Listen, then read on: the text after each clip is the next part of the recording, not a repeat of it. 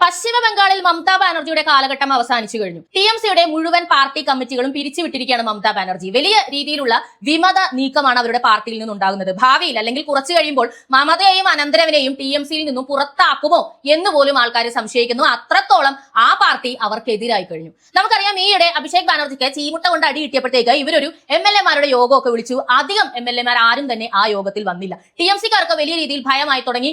ഇവരെല്ലാം ഇനി റോഡിൽ ഇറങ്ങിയാൽ ആൾക്കാർ തെല്ലുമോ എന്ന്. കാരണം 15 വർഷം അമ്മാതിരി ഭരണമായിരുന്നല്ലോ അവിടെ സംഭവിച്ചത്. യഥാർത്ഥത്തിൽ മമതയുടെ വീഴ്ചയ്ക്ക് കാരണം ആരാണ്? മമതയുടെ വീഴ്ചയ്ക്ക് കാരണം മമതാ ബാനർജിയുടെ കയ്യിലിരിപ്പ് തന്നെയാണെങ്കിലും അതിനകത്ത് വലിയൊരു പങ്ക് നമ്മുടെ അമിത്ഷായ്ക്കുണ്ട്. ഞാൻ ചുമ്മാതെ പറയുന്നതല്ല. മമതാ ബാനർജി വലിയൊരു കയ്യബദ്ധം കാണിച്ചു. ED ഉദ്യോഗസ്ഥരെ കയ്യേറ്റം ചെയ്തു. അല്ലെന്നുണ്ടെങ്കിൽ ലോക്കൽ പോലീസിനെ വെച്ച് അറസ്റ്റ് ചെയ്യിപ്പിച്ചു.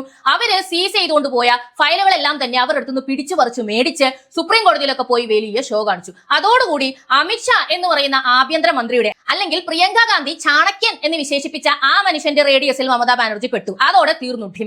ഇവിടെ മറ്റൊരാളും EDയെ ഇതുപോലെ തന്നെ ചൊറിഞ്ഞിട്ടുണ്ട്. അണികളെ വിട്ട് EDയെ കയ്യേറ്റം ചെയ്യിപ്പിച്ചിട്ടുണ്ട്. അതോടുകൂടി ഇതുവരെ അമിത്ഷായുടെ ശ്രദ്ധ കേരളത്തിലേക്ക് എത്തിയില്ലെങ്കിലും ഇനി എത്താൻ നല്ല സാധ്യതയുണ്ട്. മമതയേക്കാൾ വലുതൊന്നുമല്ല പിണറായി വിജയൻ എന്ന് കൃത്യമായി രാഷ്ട്രീയം നോക്കുന്ന നിങ്ങൾക്ക് എല്ലാവർക്കും മനസ്സിലാകും അല്ലെ? എന്താണാവോ ഈ അദ്ദേഹത്തെ കാത്തിരിക്കുന്നത്? എന്താ നിങ്ങളുടെ അഭിപ്രായം?